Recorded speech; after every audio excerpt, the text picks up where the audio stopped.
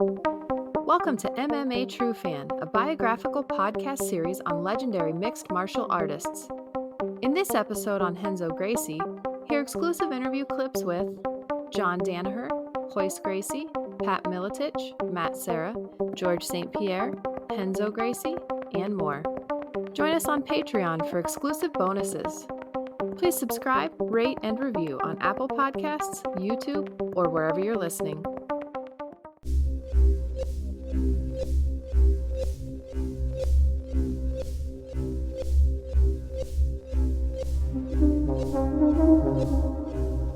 Renzo is very charismatic, man. He loves when he shows up. He's the light of the party, man. He can tell a story better than anybody I know.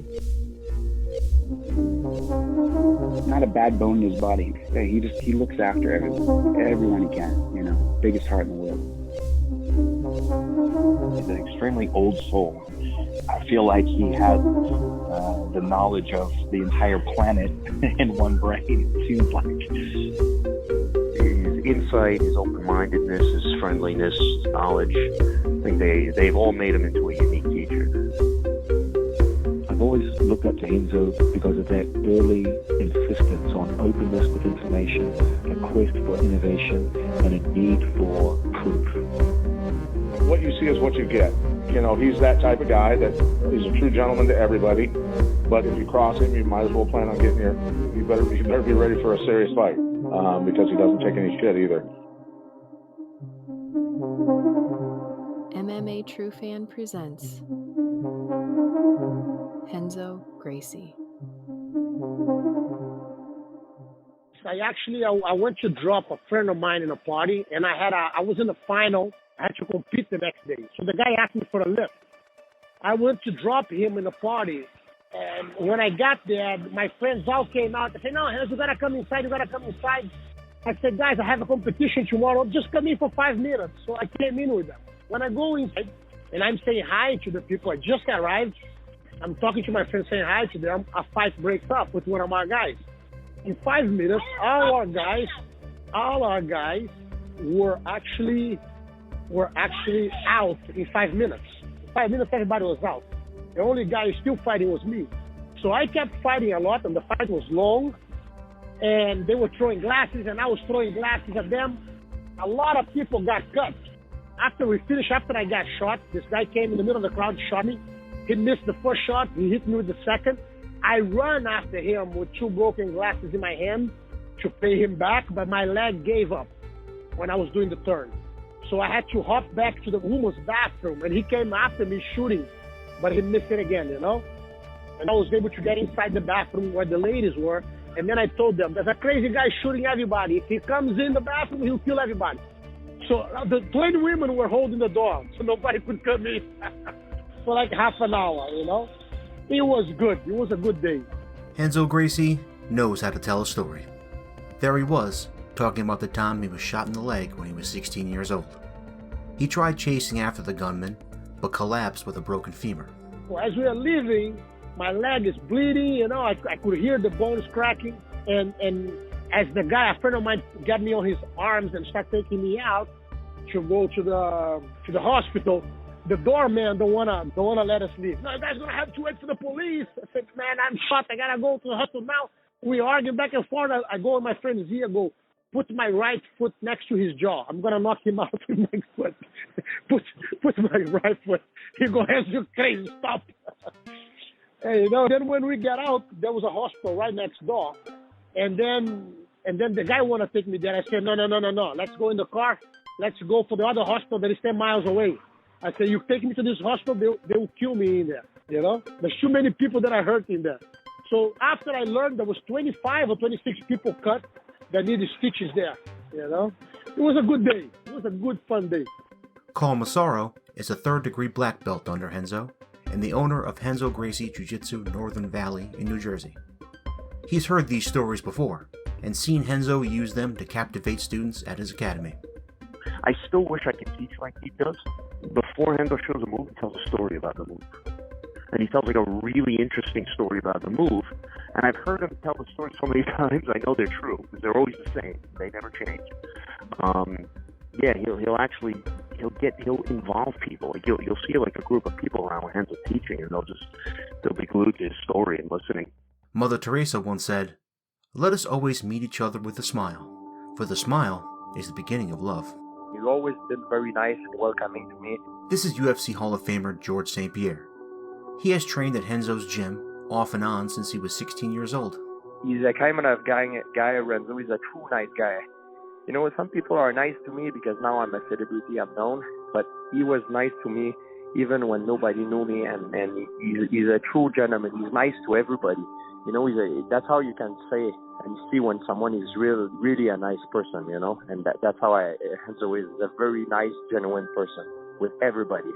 Matt Serra is also a UFC Hall of Famer, and he was Renzo's first American black belt. Renzo's the type of guy where he'll jump in a cab in the front seat. By the time we get to the destination, he knows where the guy's from in Haiti, how many kids he has. Next thing you know, he's inviting the guy who wants to come with us and join us in the restaurant. Meanwhile, if he's disrespected, he could turn it around in a second if he needed it. But he's just a super warm guy and a great man. Renzo's Academy in New York City is one of the most successful training centers in the world. He has been linked to numerous UFC world champions, including Frankie Edgar, Chris Weidman, Matt Serra, and George St-Pierre. Another one of his black belts, Max McGarr, who runs Renzo Gracie Academy Reno in Nevada, talks about some of the keys to Renzo's success. So one of the things that out of every martial artist, I believe that Renzo is really the true spirit, and he brings that essence of true like camaraderie and family to his academy. And I think that's why he became so great, I believe, to this day, because of the people he surrounds himself with, and he just attracts like a gravitational force, good people.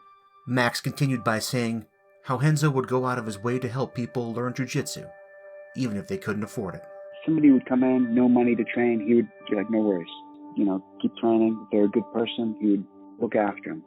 And so few people, I think, will do that now. I think they're all about the almighty dollar, where, you know, Renzo doesn't really care. It's like he'll help you. If you're a good person, he'll help you out. Just his giving nature.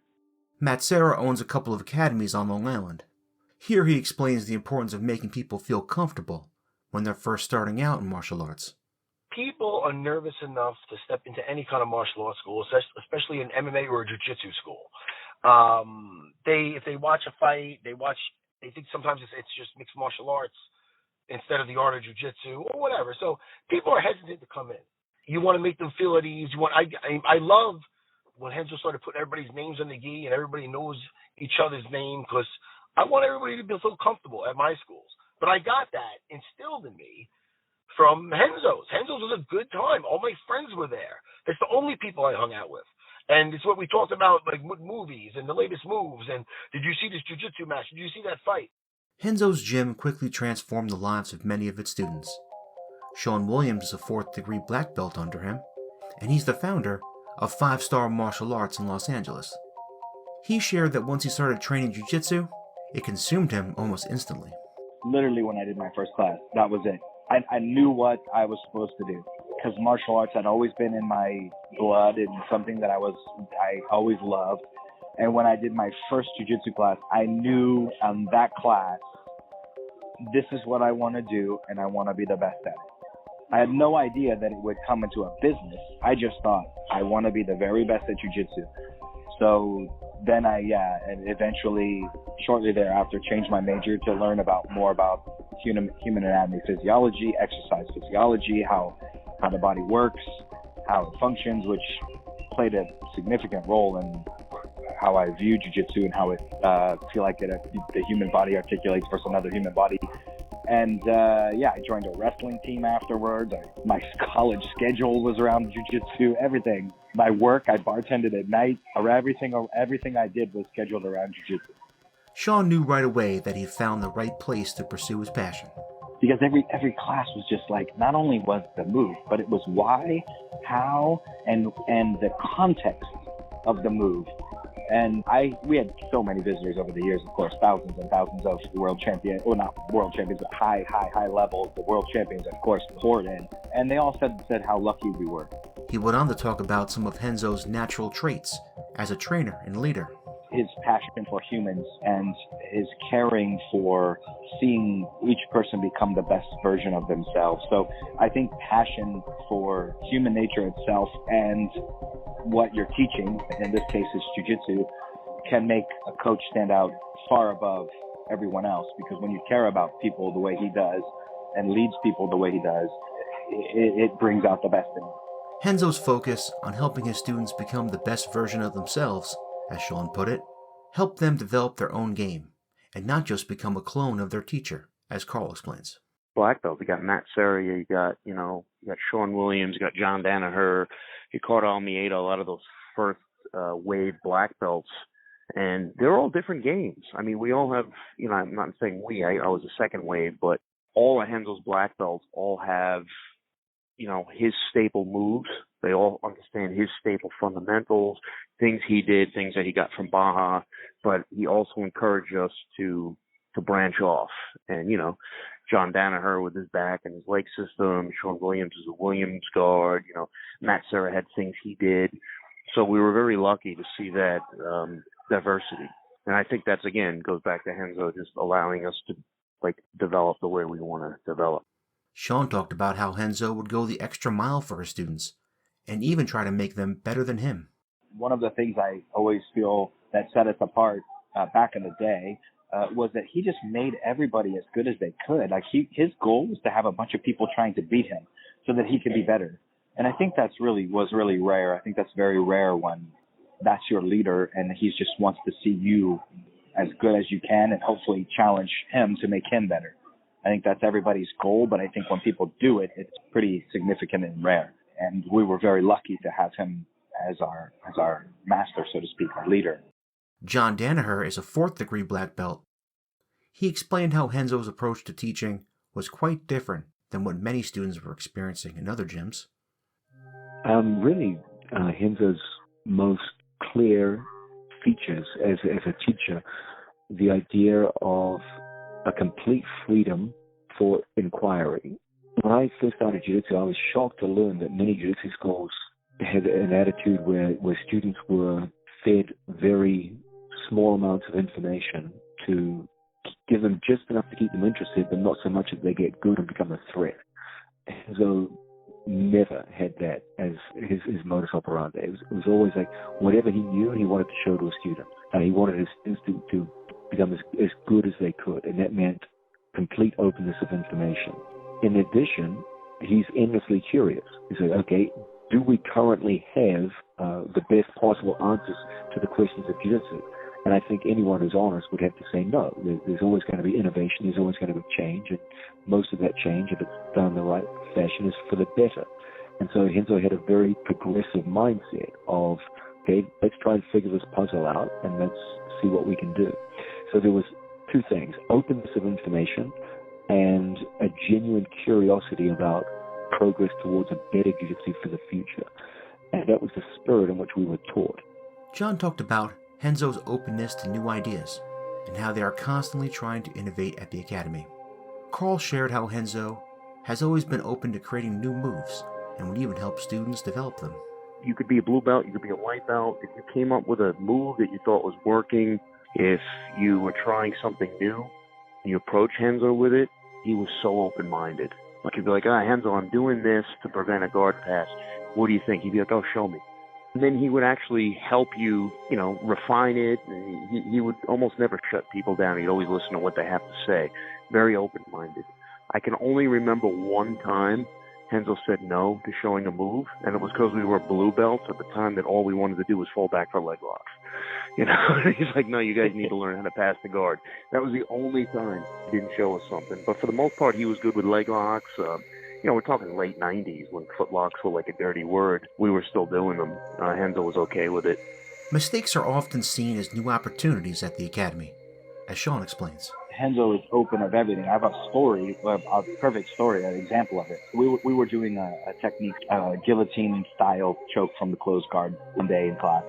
And one guy raises his hand and says, hey, can you help me out? And then like, yeah, what's going on? Goes over to the guy, what's going on? And he shows him. He's like, no, that's not, your arm's kind of off a little bit. And the guy on the bottom says, yeah, but it's choking me. Renzo says, "Really, man? Do it again," and did it again. Really, do it again. And then Renzo gets down, guy's guard, says, "Do it to me," and he does it. And then Renzo taps me, "Do it again, do it again. Let me feel it. Do it." And so then Renzo goes, "Guys, everybody come over here. Everybody come over here. Look at this guy.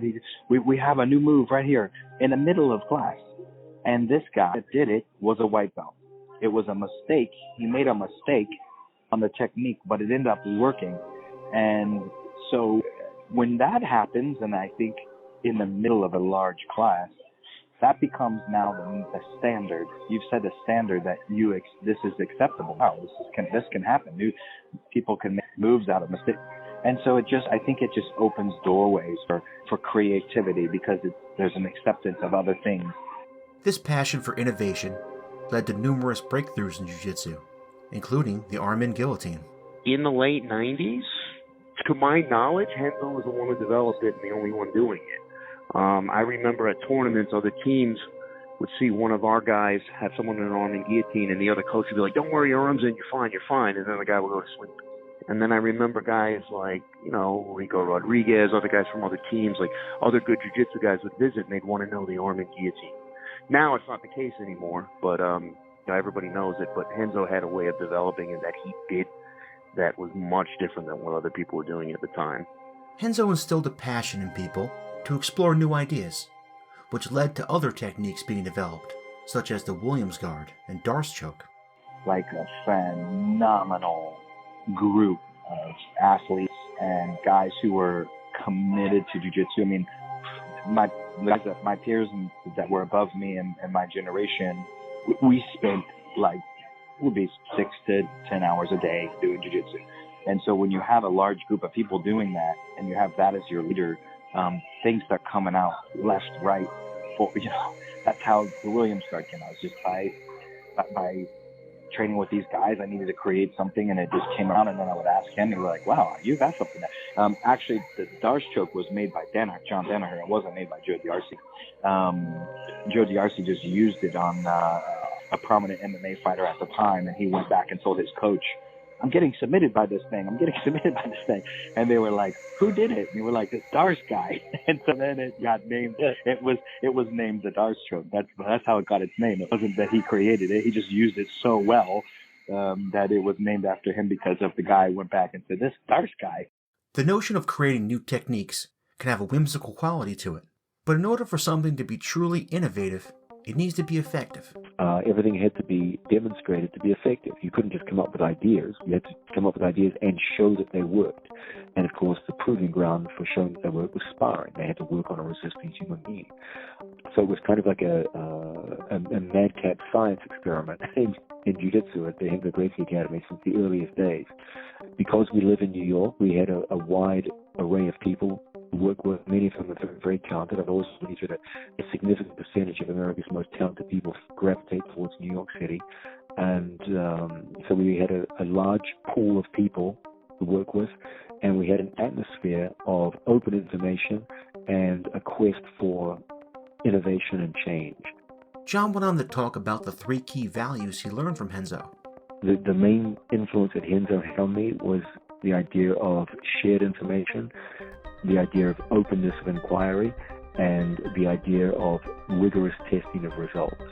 Not only were new ideas accepted, but the integration of other arts as well. He always pushed us to go do things like, he when I wrestled in college was when I was a blue belt. I started wrestling. When I wrestled in college, Ryan came and wrestled with me. Like, he came to my college and wrestled. It was a normal thing. So that was by, hey, Renzo pushed him, like, let's go. Always taking new things. Renzo would go train Muay Thai at the place. It was his broad acceptance of that. I think that's your leader. That's what, when you look up to your leader, you do the same thing. The way he trains in comparison to the rest of his family, he was always open to anything that worked, whereas, there's Gracie methods and some parts of the family, they only teach the true Gracie Jiu-Jitsu, where he was like, if it works, we're teaching it, we're learning it.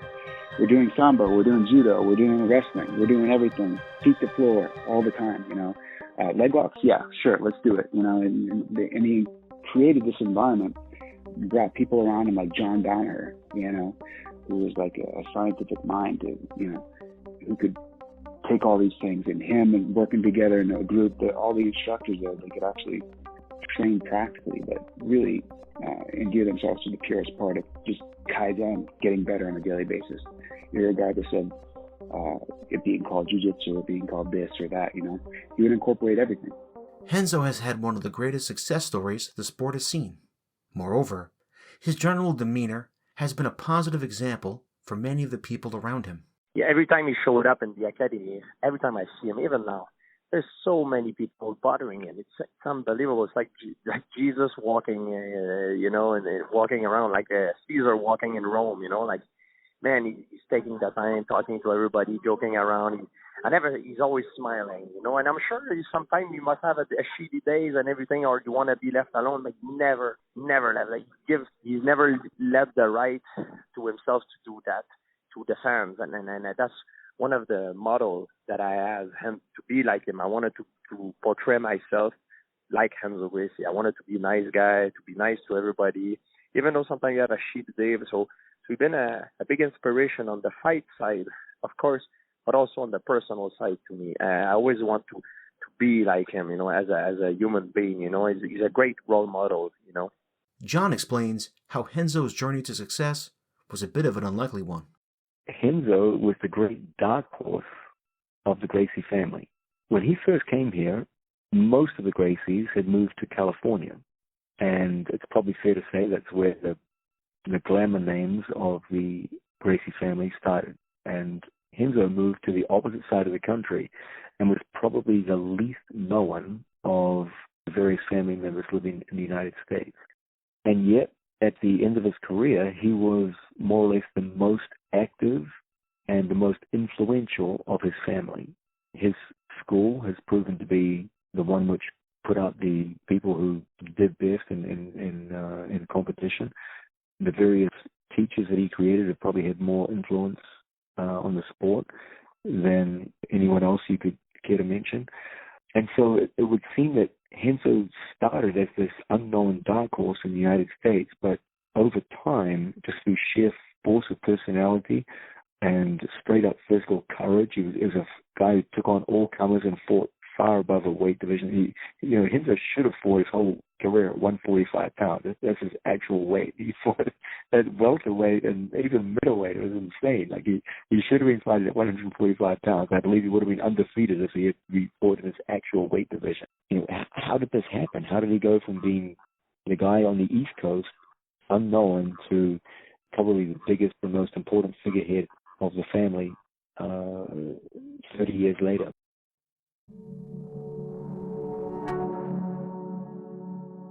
Mixed martial arts is a sport that is filled with colorful characters, and Renzo is one of its most distinguished figures, with his charming smile and unmistakable voice. But don't let his charisma mislead you. He is one of the most authentic warriors in mixed martial arts. In August of 2000, he was facing Kazushi Sakuraba in one of the most important fights of his career. After nearly 20 minutes of close action, it appeared as though Renzo was just seconds away from winning a decision over the Japanese superstar. I had this fight, everything was under control, the time was perfect. It was 15 seconds before the round was over. I made the mistake of letting him get up with my arm caught in a kimura. And when he yanked it, I even tried to use that as leverage to sweep him, but he hit the ropes and he didn't fall. He ended up on top. And I felt my elbow coming out completely, The elbow came out and it was completely out of the socket and was hurting like hell. And as that thing happened, Sakuraba actually called the ref. Look at his elbow. And I'm looking and I can see this 15 seconds. So the ref said, you broke your arm. I said, no, this happens all the time. Keep going. Don't stop. In my head, I said, I put this elbow back and I do the next 5 minutes. It'll be no problem, But they didn't let me do it. They stopped. They decided to stop and they stopped. They call it a fight, The image of Sakuraba holding Renzo's arm is one of the most iconic in the sport's history. Even more incredible than the gruesome visual was Renzo's reaction to it. He showed no pain, not even a wince. The only emotion he showed was disappointment when the fight was stopped. After Sakuraba got off of him, he rolled his knees back to his chest and sprang up to his feet. He then went over to Sakuraba and congratulated him. How could someone suffer such an injury and not have any kind of reaction to it, or even a hint of submission? By the time we're finished, it will all make sense.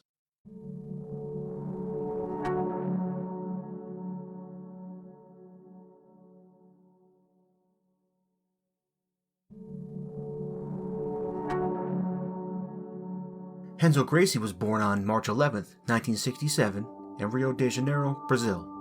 He and his 11 siblings lived with their mother Vera and father Hobson until their divorce when Renzo was 11 years old.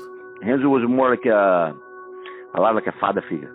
My mom and my dad broke up when we were young, and we went to live with my mom. And Renzo for me was always more like my dad was not as around as he used to be, and Renzo was more around. So I just remember Renzo more like a father figure, as a friend. This is Renzo's younger brother, MMA veteran Ralph Gracie. Yeah, it's a funny thing because to me came naturally. I didn't think about it, you know. When my mother divorced my father, I was 11. That means Ryan was 4, Ralph was 7. Ralph was 7.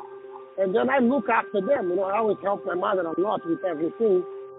And it came naturally. My mother always said that I was old, that I was born old. And, you know, I always had the attitude and the things of a much older kid.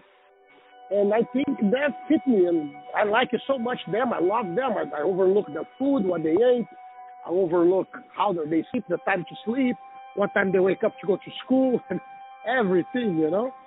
Their seemingly normal family was shattered years earlier by a political event in Brazil that shook the nation. In 1964, the Brazilian military staged a coup d'etat against President João Goulart's administration and overthrew it to take control of the country. The new government, known as the Fifth Brazilian Republic, established a new constitution that restricted freedom of speech and political opposition. Hobson joined approximately 200 fellow revolutionaries in a secretive resistance movement to overthrow the republic. Their entire group would eventually be captured, with most of the members getting brutally tortured and executed. In fact, the only member who survived the ordeal was Hobson. This was because one of his jiu-jitsu students also happened to be a high-ranking military officer who lobbied for his release. Hobson didn't share much from this experience. However, he did say how some of the men he was with would never break, no matter what they endured. Ralph heard about it mostly through Renzo and others. But my dad definitely said like this, like, you know, some people, they let Pat die, then give the information away. You know, and we kind of follow the same principle of like, if you believe in something, sometimes things worth you to die for. This virtue was instilled in Renzo and his siblings at a young age. Their family moved to the Baja neighborhood of Rio a short time later. So we did went there, and it was the best thing we ever done, because we was was a small town, but not a small town, and we knew everyone in there. You know, that's when we created Bas Gracie. When we started Bas Gracie went from Copacabana, later on went to Baja, which was Holly's Academy. It was at around this time when Renzo began training with one of the most influential people in his life, his late cousin, Royce Gracie.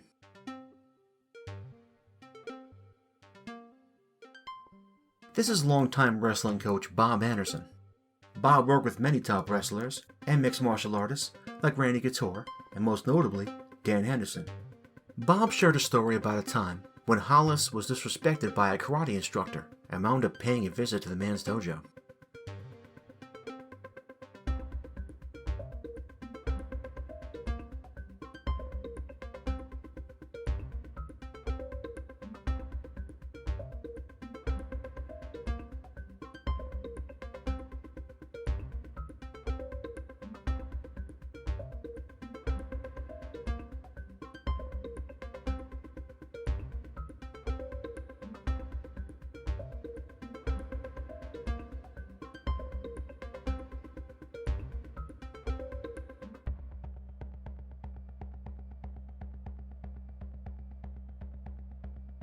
When he wasn't defeating entire karate teams by himself, Hollis was learning different martial arts to develop his game further. A point worth noting about the Gracie family is their attention to detail and techniques is so precise that it separates them from nearly all other schools of jiu-jitsu. Ralph has shared how something as small as putting a finger in the wrong place can change the whole position. Thus, many family members adhere strictly to the techniques that have been passed down from generation to generation. One thing that made Hollis unique was his openness to new ideas and desire to learn other martial arts. UFC Hall of Famer Royce Gracie looked back on his older brother's life. He was small. He wasn't very big at all, but he was very athletic.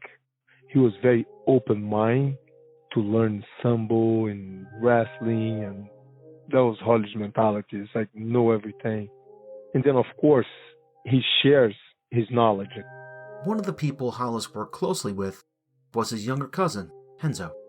I always was amazed by his ability to accept new knowledge and to look for new things to improve his art.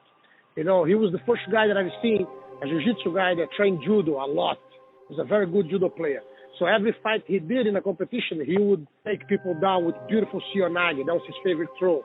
That inspired me to become a black belt in judo too. I compete, I won state champion, you know, and all thanks to his inspiration.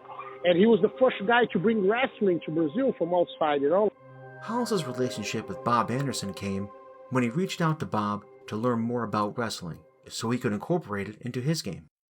Renzo also tries to run his academies in the same way as Hollis did and use jiu-jitsu to create a positive community. What do you do to create an environment that makes people want to train there? I do what Hollis did back in his days. You know, I'm friendly to everybody. We're all in there to improve. We're not there to pick on people and kick students out of the academy. More people we have, more access. I teach them that there's more philosophy on those mats than any Ivy League school in the world. Because over there you learn from the experience that your partners live. I have 1,500 students now on this location at 30th Street. So you go in there, you have from the guy who shines shoes at Madison Square Garden to the youngest billionaire in America. So you have an array of everything. There's nothing that I cannot find inside my academy. You know, no connections or no things that I need. You know that you heard about the 6 stages of separation. That you always 6 stages from getting to someone. I'm in a situation that I'm from one stage only. If I want to talk to the President of America, I will talk to one of my students and he will hook me up to get me there. You know? So this is the beauty of what we have.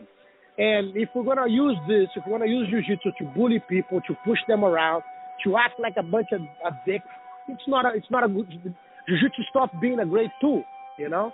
So jiu-jitsu is already tough for you to learn, to improve, to get better. You don't improve steadily forward. You go in lips, but you have to insist, you have to stick with. It's already tough. How are we going to go and deal with a hostile environment every time you go training? You know, you cannot. It has to be a friendly place where everybody's smiling, we're joking with each other, we're making fun. You know, it has to be a pleasant experience. And that's exactly what I saw growing up in my Uncle Hollis Academy. So it was easy to copy that, you know. Once I learned from him, it was easy to follow his steps. One of Hollis's greatest passions outside of jiu-jitsu was his love for hang gliding. In 1982, Hollis died tragically in a hang gliding accident at the age of 31. His influence, however, still lives on through Renzo and others. He really opened our minds on how to improve. He would do boxing. He would accept anything that would improve his jiu-jitsu. And I live as that as my religion, you know. So that, I think, was the biggest influence he gave me. And he was always open and friendly. Everybody who approached him, you know, he wasn't insecure.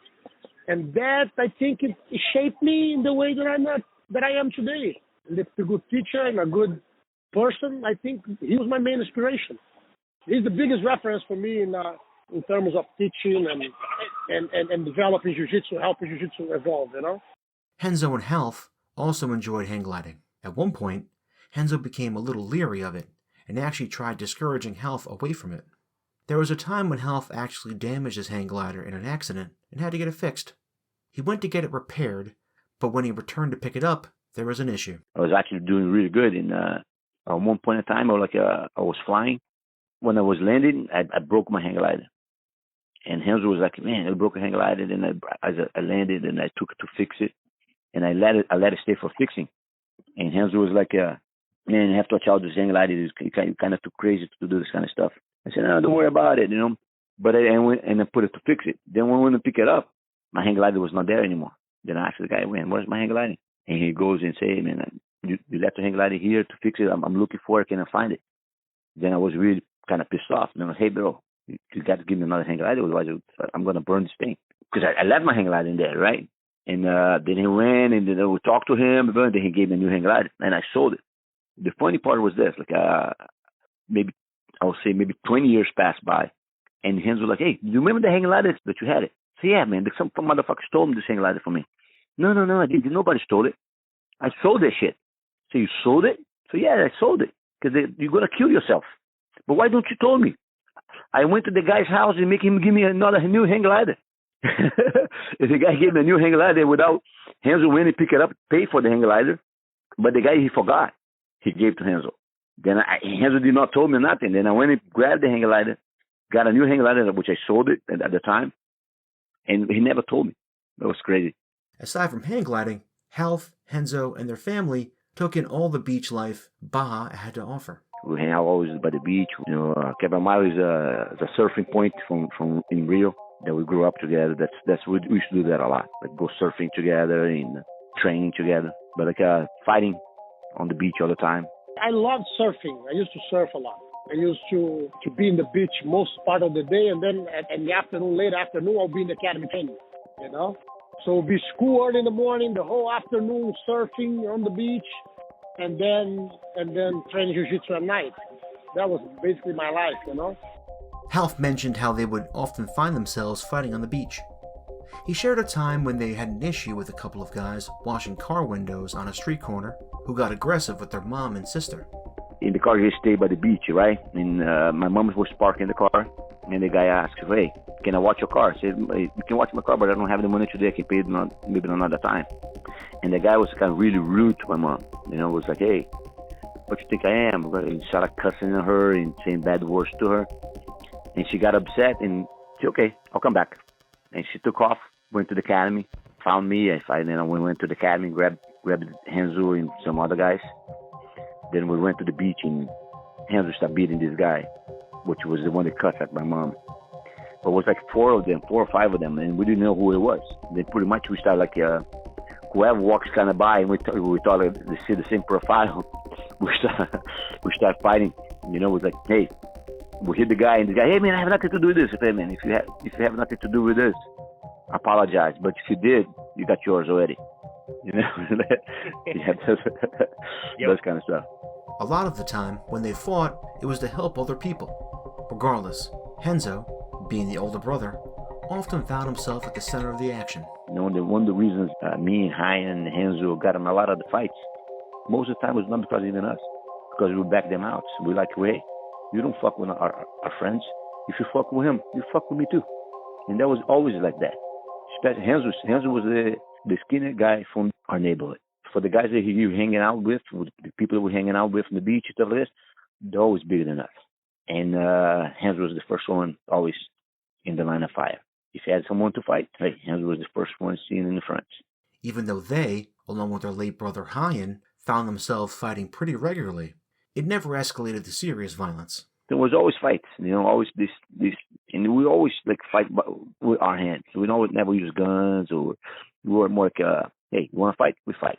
Doesn't matter. If I beat you up and you give it up, we have no harm feelings. You go, I go my own way. We go different way. While they made it a point not to use weapons, there was a time when Half actually did take aim at Renzo. I saw a story where you shot Renzo with a crossbow. Is that correct? Just a little. Close. Can you share what happened with that story? This guy's crazy. He got in a fight, those kind of things. And he gave me a crossbow. I was young. Yeah, that was pretty much it. There was also the instance when Renzo was shot in the leg, like we mentioned earlier. This injury forced him to put his promising jiu-jitsu career on hold for over a year while he recovered. I was cast from the solar plexus on both legs, down both legs, the hip and the solar plexus, Yeah. So it was uncomfortable. So like a year. It took a year to remove the cast, and like another 6 months to go back to action, As he got older and became an adult, it became clear that competing in jiu-jitsu and Vale Tudo would be in his future. Half shares how it was just a natural transition for them to go from what they were doing on the beach to the sport that would help define them. Now, how did you get into organized Vale Tudo or organized fighting? My brother, we were fighting for free. Did not give us money to fight. It's easy. We grew up fighting. Now they pay me. Fuck, that's unbelievable. Now the things that I'm doing, what was wrong, people are saying it wrong. Now it's right. Renzo's first professional fight was on New Year's Day in 1992 as a 24-year-old. He would finish his opponent, Luis Augusto Alvarado, with a rear naked choke submission 7 minutes into the first round. His next fight would come 3 years later in an 8-man tournament at World Combat Championships on October 17, 1995. His first fight would be against Ben Spikers, a well-regarded Olympic judoka who outweighed Renzo by 10 pounds. Spikers asked to face Renzo in the first round and then taunted him at the press conference prior. Spikers even made prank phone calls to Renzo's room again and again the night before their fight and harassed him. These two engaged right away. After Renzo escaped Spikers' open guard, he quickly took his back before submitting him with a rear naked choke. Renzo then jumped up and stepped on the back of Spikers' head in frustration. He almost looked immediately regretful and went back over to help Spikers up. Renzo would go on to win the tournament after beating strikers Phil Benedict and James Waring in under 5 minutes of total action. This tournament caught the attention of some of the people who would later become students of his, including Matt Serra. He took out 3 guys in one night in that fight. He took out Ben Spikers, and again, they had some issues before that fight, so it was kind of like a personal fight, so he stepped on his neck afterwards, you know what I mean? So there was that. And then he took out a big muscle guy, Phil Benedict, in the second fight. And then he took out heavyweight boxer James Waring in the third match. And I'll tell you, it made quite the impression because it was a different style than his cousin Royce. It was a way more aggressive style. And I just loved it. I loved how aggressive he was. Shawn Williams also got his first glimpse of Renzo in that event. I saw him fight on the World Combat Championships. And it was already appealing to me, martial arts, of course, because I did it for a long time. But something about that fight made me think, I want to do that. I want to learn jiu-jitsu because it wasn't anywhere in Indiana. So I started researching a whole bunch of jiu-jitsu schools. And I was planning on head to California to either train with Hickson or Royce because those are the other 2 names that were big in the world of jiu-jitsu at that time, or MMA. And then I saw an ad in Black Belt magazine that Renzo was opening a school in New York City. So I said, well, that's close to me. I'm in Portland right now, so I have to go visit. So the following summer I went to visit, and he was just like, as we were kind of talking about earlier, there's something about him that is inherently like he's like a papa to the entire human race. And when I met him, it was like, wow, I have to come here to learn. I didn't even go to California just because he was such a genuinely kind human being and welcoming human being. I said, that's where I'm going. And I moved. Shawn then transferred from SUNY Cortland in upstate New York to a college in the city. He took out student loans, but decided to spend the money on his training instead. Really, to what I did is I went to college to borrow money to live in New York. I mean, what my student loans really paid for was jiu-jitsu, which, hey, how fitting. It actually is what I do for a living. So, it paid for my jiu-jitsu and my cost of living, not really my education, because I just went to city university schools, which were very cheap. But I just transferred to go to college. College is something that I thought, well, it's important that I do. I switched majors like many times. Art was something that I was very passionate about as a kid. So art was first, and then cinema was second. And then I became more realistic of what I am doing. So then I went to study exercise science so I could learn how the human body works. Renzo's fight with Ben Spikers also caught the attention of Carl Massaro. Before I met Renzo, I saw that fight with Ben Spikers. I was like, wow, this guy's different. Like, he's not fighting like Royce Gracie. He's not wearing a gi.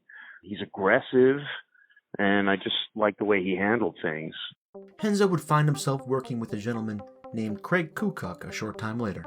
They quickly began a partnership teaching jiu-jitsu, which was when Renzo would first meet Matt Serra, who was a student of Kukuk's at the time. There was one class available in the city in lower Manhattan, in the village, a guy by the name of Craig Kukuk. He was under Horion and Royce and Hoyler and then he went over to Brazil. He trained with Hoyler and Elio. He was the first American to get a black belt, I believe, in Brazilian Jiu-Jitsu. But then he had a falling out with Horion, and he partnered up with Renzo. So and they put out a video tape series and whatnot, an instructional, and they were Gracie Kukok. But before Renzo came over, Craig was teaching 1 day a week in the village, and then after that, Renzo came and joined him. And a couple of years after that, things would eventually come to an end between Renzo and Craig. After the split, it was easy for Serra and some others to decide where they wanted to continue their training. After him and Craig had a falling out, I stayed with Renzo, because Renzo, whatever they had, business is business, but I was so much closer to Renzo, even though I knew Craig longer. Craig always had a wall up. He was never a very affectionate or emotional guy. I didn't really talk to him besides jiu-jitsu. But Renzo gave a shit. You know what I mean? Renzo, I've been to his house. I ate with his family. He took me to Japan. Renzo is just, Renzo just took me under his wing. Renzo began working on his own, but it wasn't an overnight success. He opened a gym above a methadone clinic, which made for an interesting arrangement. It wasn't like he just stepped into a gold mine. I mean, the methadone clinic, it was, the best jiu-jitsu around, and the atmosphere is always amazing, especially when Renzo's there. You know what I mean? So it doesn't matter really where you were. But as far as business, it wasn't great for business. I mean, that elevator ride's a scary fucking. You don't know who the fuck's in there with you. You had some shady characters, but it doesn't change when you're on the mat. That'll change when you're on the mat. Meanwhile, Renzo's fighting career was taking off as well.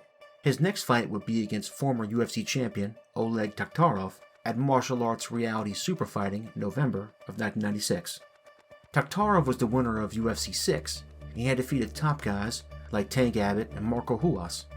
Renzo quickly dispatched Taktarov with a brutal up kick from his back that dropped him instantly. Renzo jumped up and punched Taktarov in the face as he tried to sit up and quickly finished him with a technical knockout. This win was considered by many to be an upset, but what was even more surprising was how Renzo finished him so convincingly in just over a minute. This was the win that put Renzo on the map in the MMA world. His next fight would be far more dangerous and will live in infamy for years to come.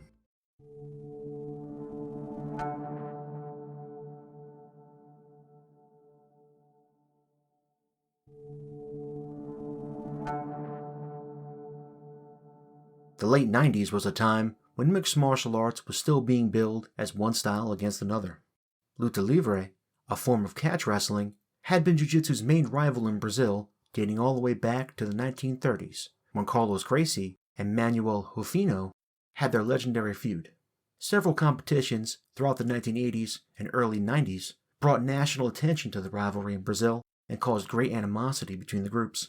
The stage was set for a showdown in the organization called Pentagon Combat between Renzo and Luta Livre star Eugenio Taddeo.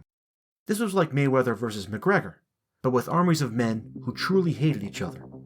This fight started with both men circling for the first couple minutes.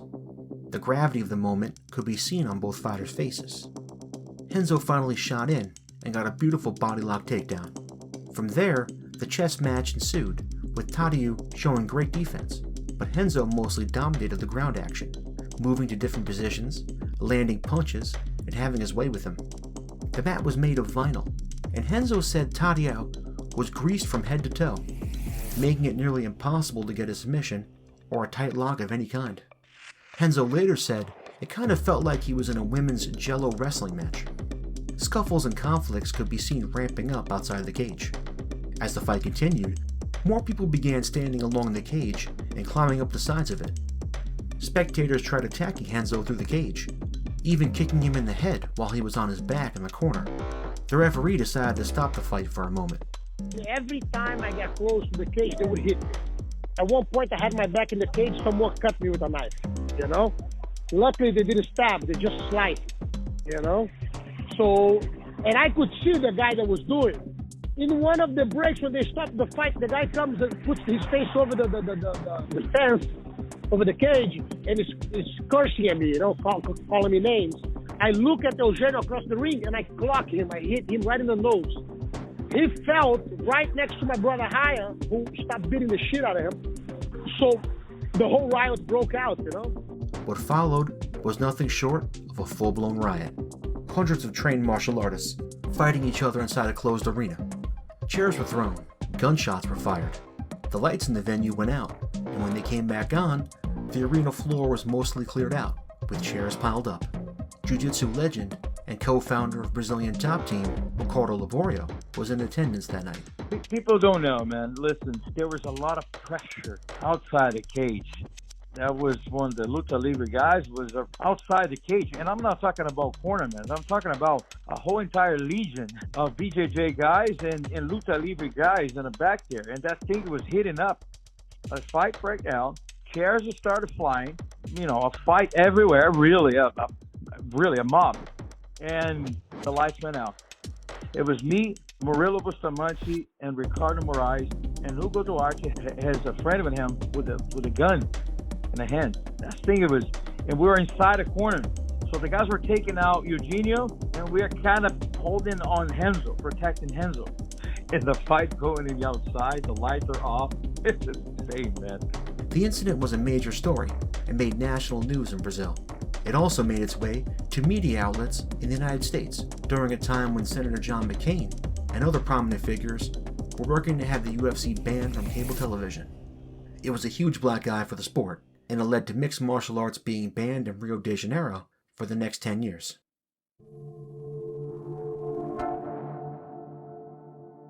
Following this fiasco, Renzo had only one day to recover from the fight before he traveled to Japan and began competing in a new organization, the Pride Fighting Championships. He was scheduled to fight in the first Pride event 2 weeks later, along with his cousin, Rickson. Renzo's opponent, Akira Shoji, would later become known as Mr. Pride from all the events he competed in. This fight had exciting action, with Renzo attempting several submission attempts and Shoji showing a unique ability to escape from them. This was Renzo's first fight wearing gloves, and it actually threw him off his game. It was strange like hell with the gloves on, you know. I got the guy's back, I couldn't finish him with the choke, you know. It was very strange. After 3 rounds of high-paced action, the fight was declared a draw. Renzo's next fight would be against Sine Kikuta, who was being groomed to become a star for the organization.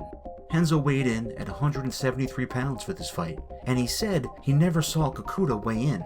He said he was told by the Pride people he weighed in at 200 pounds, but when they got in the ring and locked up, Renzo said he thought Kikuta weighed at least 220 pounds, maybe even 230.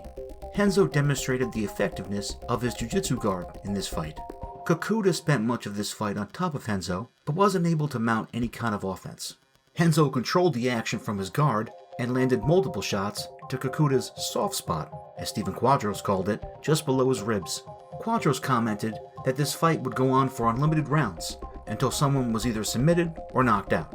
Renzo would go on to win this fight via guillotine choke in the 6th round after nearly an hour of action.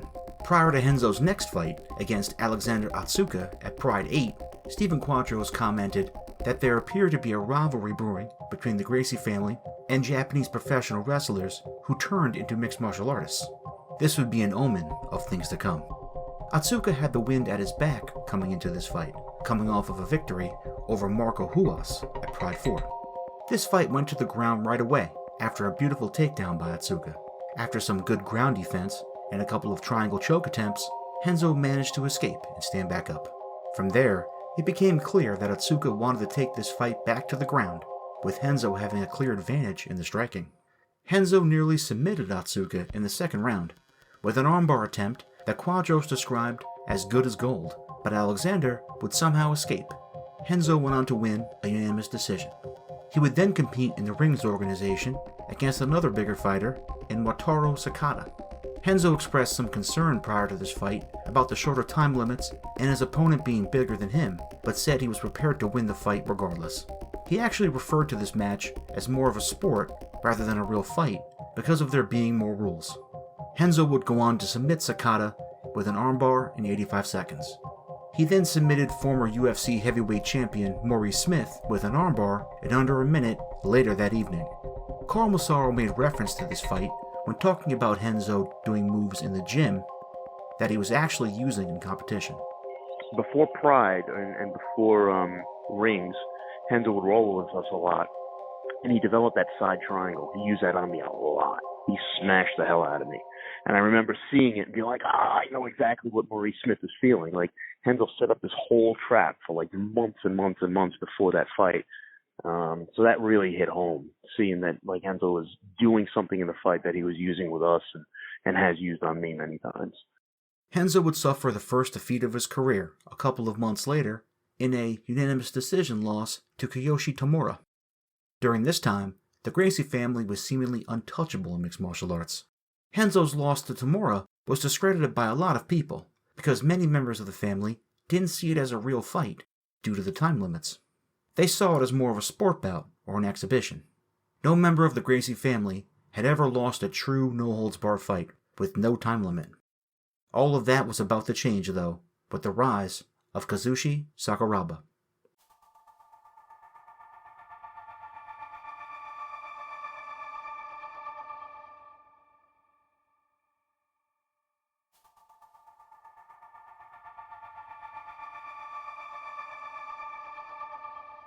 In order to grasp the significance of Renzo's fight with Sakuraba, we must first understand the rivalry between the Gracie family and the contingent of Japanese wrestlers and national media at the time. The Gracies were seen almost like villains for the Japanese fan base in the late 90s.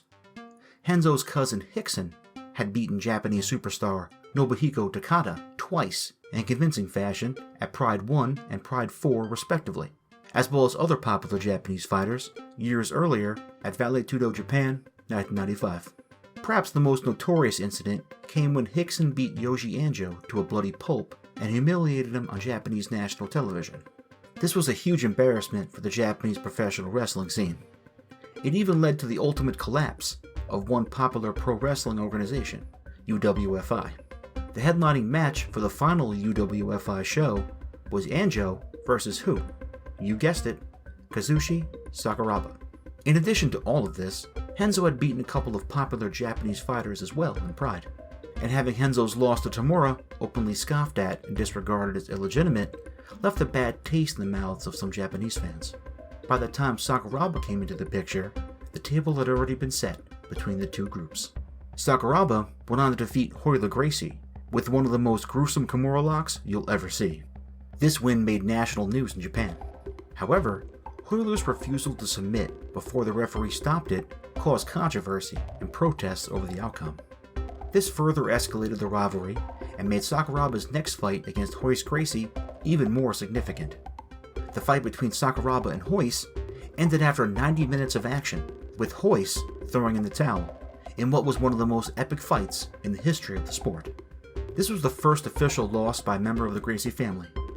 Now, it was Renzo's turn to avenge his cousin's losses to the man becoming known as the Gracie Hunter. It was Renzo's duty to reclaim the Gracie family's respect and standing in Japan and throughout the sport. Many people thought Renzo was a better matchup against Sakuraba than his cousins because he was a little bit bigger, had better striking, and was considered by many to be more well-rounded. This would be one of the biggest fights of Renzo's career and the biggest fight in the world at the time. Renzo showed great stand-up skills and was likely winning a close match when he took Sakuraba's back in the closing seconds. Ironically, it was while in this seemingly favorable position that he found himself in trouble. Sakuraba applied the Kimura and dislocated Renzo's elbow like we talked about in the beginning. Renzo took this loss in stride and used it as a learning opportunity. That was a great lesson because that shows that you can only stop fighting actually. You can only consider the fight won after the bell rang. So in my head, I said, this fight is mine already. Sakuraba cannot beat me on this, But when I saw that happen, it was a good moment too. His loss to Sakuraba went a long way in restoring the honor of the Gracie name nonetheless. His face wore the strength of his family in that image with Sakuraba. In some ways, this loss was more of a personal victory for Renzo than anything else. When going back to our question from earlier, how could someone suffer such an injury and not have any kind of reaction to it? The answer becomes clear. This was the moment he had prepared for his entire life. From hearing his father talk about how some men never break under pressure, to the countless hours of training his body and his mind so that he was prepared for the worst case scenario. I always thought growing up, I was never caught in a competition in arm lock. And I always thought that I would take it if I would go all the way without tapping, without giving up. I always thought, prepare my mind to do it. So that day was a victory of my mind over my body. So even though with the pain, with everything, I said, I can keep going, no problem, keep going, you know? So that confirmed everything that I believed my whole life. And in a way, it may have been a relief for you because then you finally knew that you could do it. Is that kind of... Yes.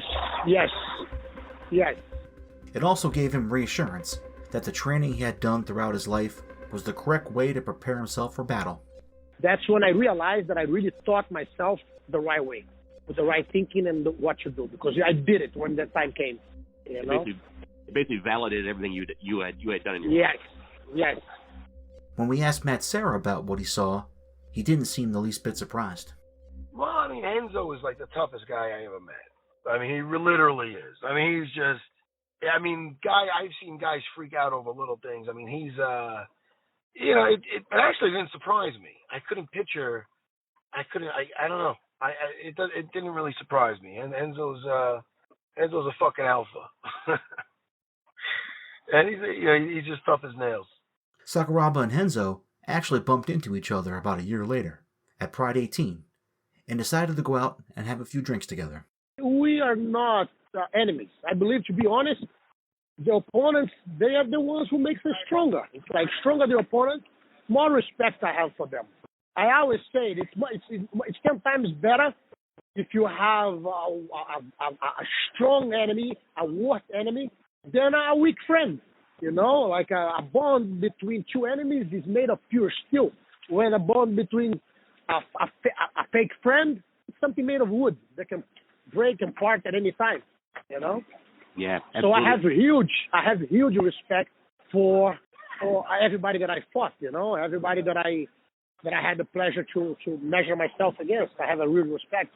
It made me who I am. Renzo returned to take on Dan Henderson 7 months later at Pride 13.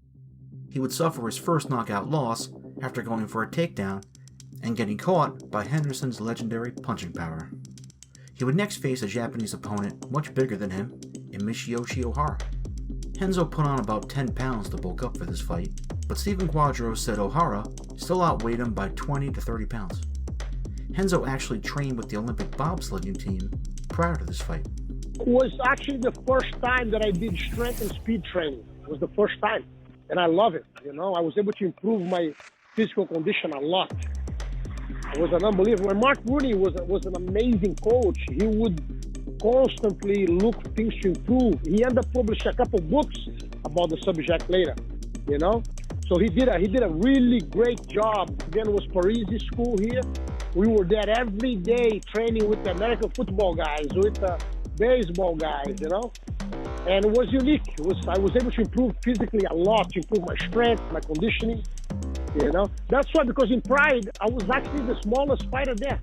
Everybody else was bigger than me, you know. I fought the 205 weight division, but my weight was like 180. Renzo dominated this fight from start to finish. He threw punch and kick combinations throughout and showed great clinch work to counter the stand-up game. Ohara didn't have an answer for any of it, and looked lost at times, almost like he was disheartened in there. Bas Rutten commented that it appeared as if Ohara really didn't want to fight, and how it's really difficult to fight against someone who won't really engage with you. And that's exactly how this fight went, with Renzo going on to win a unanimous decision. His next opponent would be Shungo Oyama, who also appeared to be bigger than him. Oyama was being groomed to be one of the next stars in Japan, following in the footsteps of Sakuraba. Bas Rutten mentioned during the pre-fight interviews that he had trained with Oyama a couple of times prior, and said that he was a quick learner with skills and talent. Oyama spent a lot of this fight taunting Renzo and showboating with spinning kicks and half-hearted back fists, but hardly landed any of it. But he was successful in defending Renzo's takedown attempts and suffocating much of the action with his antics. He appeared to frustrate Renzo as the fight went on, and won a unanimous decision in a fight where it felt like the fighters never really engaged one another. The Japanese media criticized Oyama for running away and point fighting Renzo, and questioned the controversial decision. This fight skyrocketed Oyama's profile with the Japanese fans. The Pride people felt like they may have had another potential star at the time, and wanted to pit Oyama against another Gracie, Renzo's late brother, Shawn. Renzo helped train his younger brother for this fight. They had epic sparring sessions at Renzo's gym, and worked diligently to prepare for it. Shawn went on to avenge his brother's loss, breaking Oyama's arm in under 2 minutes. Immediately following the fight, Hyan lifted Renzo on his shoulders in the ring and dedicated the victory to him. Renzo and Hyan were back on top in Japan, and the people in Pride wanted to capitalize on their success to help launch a new organization for the company, Bushido. They approached Renzo about putting together a team of 5 fighters to compete. Renzo turned to his family and enlisted his brother Ralph, along with his cousins Rodrigo and Daniel, to join him and Hyan. They would face off against a team put together by Hidehiko Yoshida, who was coming off of a controversial victory over Royce Gracie that was turned into a no contest. Renzo would face former UFC champion Carlos Newton, who held wins over UFC Hall of Famer Pat Miletich and Jose Pele Landejans, among others. He also had one of the greatest fights in Pride's early history in a loss to Sakuraba. Renzo and Carlos were as close to a perfect matchup for one another as you could make. Both were among the best submission fighters of their era. Both were known for being technical and aggressive, and they were true professionals of the game. Renzo took Carlos down within the first minute with a body lock trip. From there, a chess match ensued with Renzo and Carlos's closed guard. This fight was an outstanding display of submission attempts and reversals between two jiu-jitsu masters. In a fight that was almost too close to call, Carlos won by split decision. Renzo actually tore his ACL in this fight while delivering a knee, but continued without letting anyone know. The Gracie team won the Bushido event with 3 wins and 2 losses, but at 36 years old, in a torn ACL that required surgery, it appeared as though Renzo's career was in jeopardy. He would be off the mat for 18 months. This would be his longest layoff from training since he was shot as a teenager. While he wasn't able to train physically, he kept himself sharp mentally. Even when I'm hurt, I think about jiu-jitsu a lot. The biggest innovations and things that I was able to create and develop and improve from the techniques that I learned in my life was through times that I was actually hurt. I had the 2 ACLs done. Each one took me a long time to come back, and all this was a process of studying jiu-jitsu mentally. So I would think about what can I make it better? Why am I going through such a hardship to do this move? So that actually, my whole time, my mind was active, And once I was better, it was just to put the body in shape again and could do it. That's why I did it again at 51 years old, without a problem. For me, it's just another day in the office. It's a chance to improve. Every time I'm in the ring, I have a sense that I come out of there not only a better man, a better person, I come back a better teacher, that I'm able to learn things that I can pass to those who learn under me. George St-Pierre had an interesting take on the obsession top experts like Renzo and himself have toward their craft. I think he's obsessed about jiu-jitsu. I don't know him that personally, but I think to be that good, he should be obsessed, I'm sure, as much as we think about sex as a man, we'd always think about sex for sure, but he's thinking about jiu-jitsu and new techniques. I think he's that crazy, I am in mixed martial arts, so I'm sure he is. Every master, every guys are, that are good, are kind of crazy in a way that they're like thinking, like they're thinking too much, like way more than a normal human being, So I think that's why he's so good. I think that's his, his obsession about jiu-jitsu that makes him good, His return would come at the 2005 ADCC Submission World Championship in Abu Dhabi, where he lost on points to one of the tournament favorites in Pablo Popovich, who would go on to win the silver medal at the event.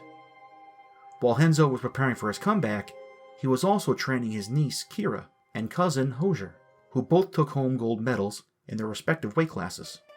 His next fight would be at the K1 World Grand Prix 2005 in Aloha Stadium against BJ Penn.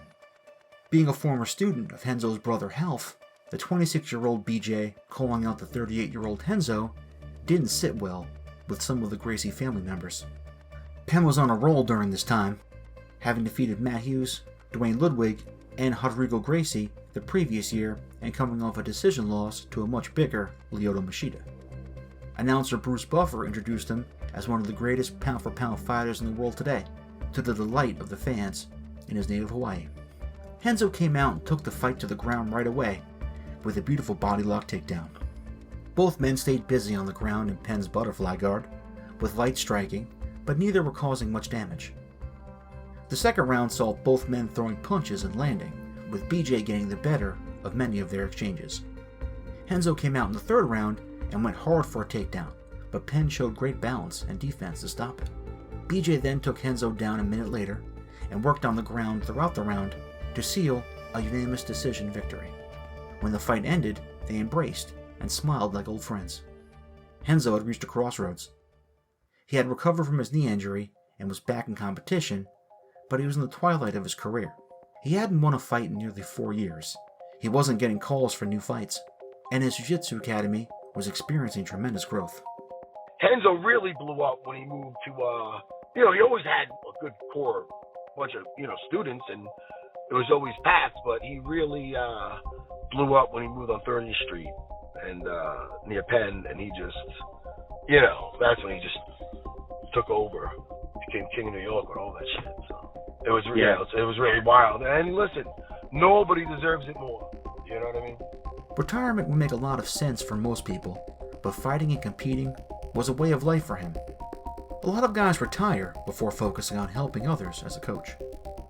Renzo, on the other hand, was training people and working as a lead cornerman regularly when he was still an active fighter. Royce has had Renzo in his corner in the past and explained one of his greatest talents.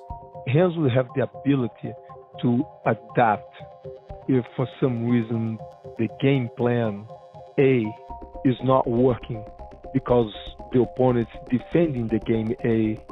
Renzo is able to create a game plan B right there on the spot. See what the opponent's doing to block game A, and right there in 30 seconds he get on the cage and change at plan B. That is awesome quality right there as a corner man. Figure out what the opponent's doing to stop plan A. You see, come back and tell you, change, here's a new plan B, and execute that, it will work. And if you trust, man, this stuff will work. Max McGarr and Carl Massaro shared their experiences with Renzo at jiu-jitsu tournaments and echoed some of Royce's sentiment. He's just present, he puts himself in the moment, and he can translate and see in a fight too stuff happening before it even happens. I remember numerous times he would be like one time at Worlds, I was going to compete as a purple belt, and he looked at my opponent. He's like, my man, he's gonna pull guard, he's gonna lock a closed guard, and he's gonna go for a sweep. And sure enough, stopped hands with this guy, match started. The guy did exactly like he said. He just has this innate ability to see things. I don't even know how. Sometimes I'm still baffled by the stuff he'll call out and how correct it is. Renzo would watch matches at tournaments, and I remember Rodrigo Gracie used to be there at the time, and he'd tell us, he'd be like, man, listen to Renzo. If you're in a tournament, you're competing, he goes, listen to what Renzo says, because Renzo sees things we're not going to see. So he says, just listen to him. We trust him. And I've watched Renzo do that all the time in tournaments. He'd say, go for this, go for this, go for this. The person would do it. Inevitably, Renzo would be correct. Renzo decided to take a little time off to visit family in Brazil and recharge for his next challenge, which was right around the corner.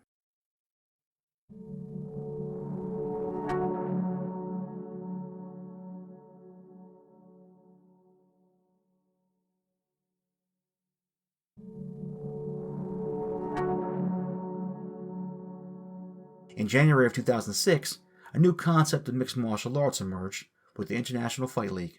The IFL would have coaches who draft their teams, train them, and then compete alongside them over the course of a season. Renzo was selected to be one of the coaches and formed his team, the New York Pitbulls. They would compete in September of 2006 against the Quad City Silverbacks, headed by Pat Miletich. Pat wasn't only a legendary fighter, but an elite trainer as well. Miletich Fighting Systems was one of the most successful camps of its era, with former UFC champions Matt Hughes, Robbie Lawler, Jens Pulver, and other greats. Pat actually approached Renzo with the idea of them competing against one another. And out of respect for Renzo, I, in his gym, asked him, hey man, what do you think about you and I fighting to help the IFL? And I was honored to fight it. He's an incredible fighter, incredible human being. So I have a great deal of respect for Renzo. So it was a cool deal. Pat was also in the twilight of his career at this point and wasn't in his best physical shape, as he explains. In reality, at the time, I shouldn't have been fighting. I had been paralyzed from the neck down once already by that point because my neck was so bad. And they both saw this as a good opportunity to bring national attention to the sport and the IFL itself. 60 Minutes came and did a story on it, which put a lot of eyeballs on us and stuff, which was good. It was good for the sport. It was good for the IFL at the time. And Pat's strategy going into this fight was pretty simple. It was basically, don't let him choke me. But I let him choke me. So having a Brazilian who's really good at guillotines hang on your neck for 2 minutes when you've got a destroyed neck is probably not the smartest thing to do. Pat and Renzo would face each other in the main event, with Pat coming in as a heavy favorite. Renzo would submit him via guillotine choke 3.5 minutes into the first round. His next fight would be 2 months later at the IFL Championship Final in a rematch against Carlos Newton. Renzo would go on to avenge his previous loss and win a split decision over the Canadian submission expert. Renzo would then face Frank Shamrock in February of 2007. He would go on to win by disqualification after Frank hit him with illegal knees to the back of the head while Renzo was in side control. Renzo suffered a concussion in this fight and had to be helped from the ring afterward.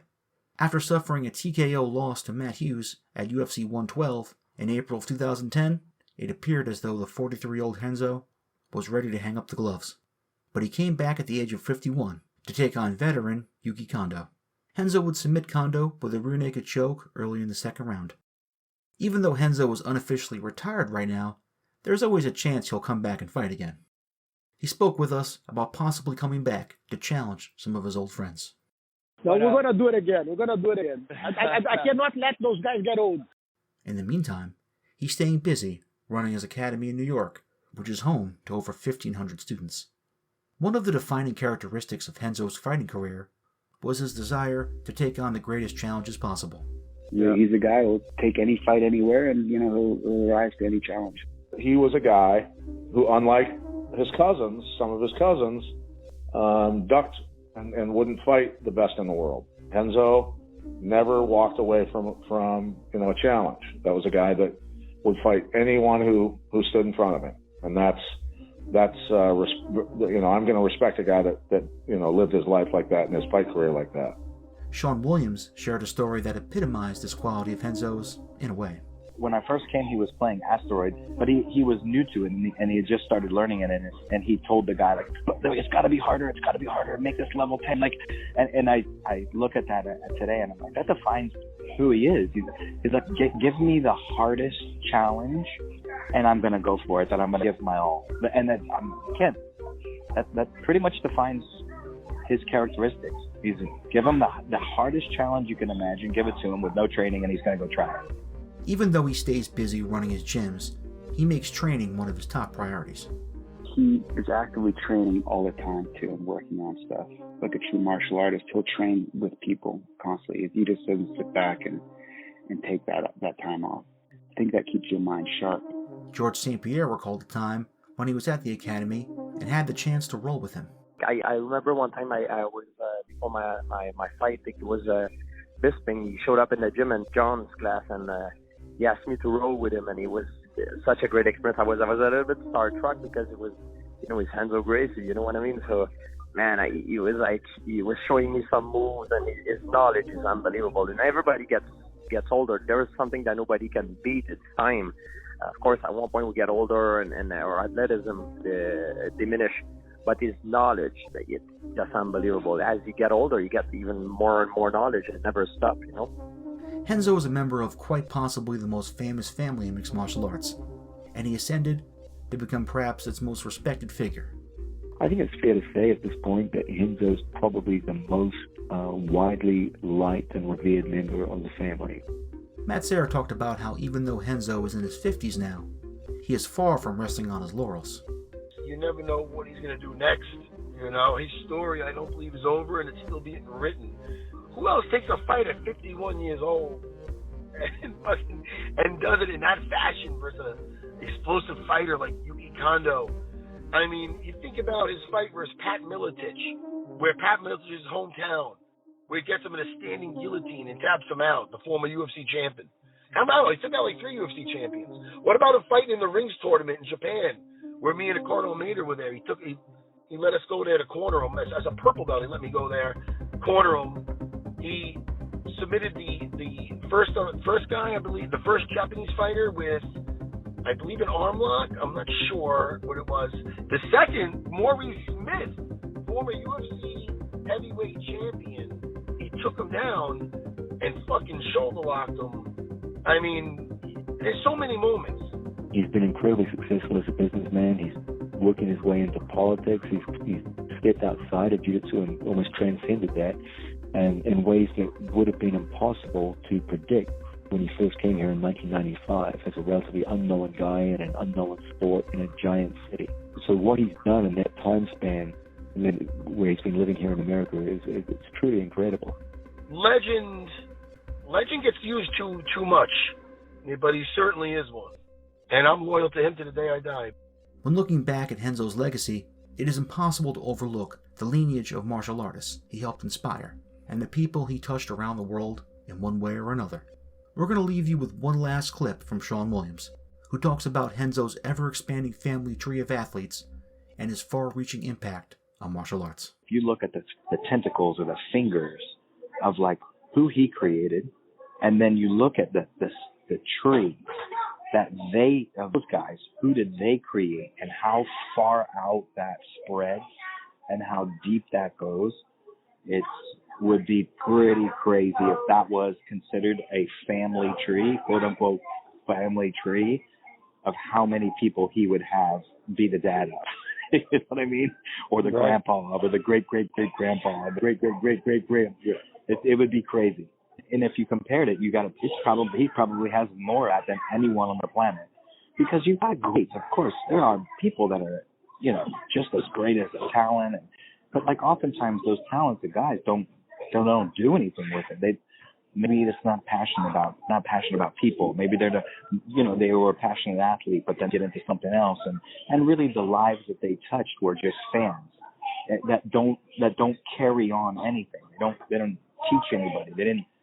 There's nobody to carry the torch of what they brought forward. Yep, they may have got him a lot of money, but who's carrying that torch?